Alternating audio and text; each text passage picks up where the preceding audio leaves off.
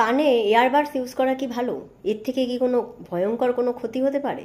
নমস্কার, ডক্টর রূপস চ্যানেলে স্বাগত। কানে এয়ারবাডস দিলে অনেক ক্ষেত্রে সেটা ক্ষতি হতে পারে। যেমন ধরুন, আপনার অনেক দিন ধরে পুরনো কোনো ময়লা কানের মধ্যে জমে আছে, সেক্ষেত্রে আপনি যদি ইয়ারবাডস ইউজ করেন তাহলে সেই ময়লাটা আরও ভিতরের দিকে ঢুকে যায়। প্রথমত এখানে ইনফেকশনের চান্স থাকে, কারণ ময়লাটা ভিতরে ঢুকে যাচ্ছে। আর দ্বিতীয়ত, এক্ষেত্রে কিন্তু ময়লাটা জমে কানে আপনি কমও শুনতে পারেন।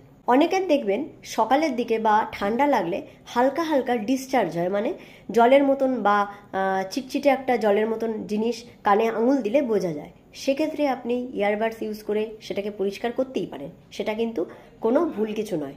তবে খেয়াল রাখতে হবে, পুরনো ময়লা জমলে কানে ইয়ারবাডস দেওয়া যাবে না।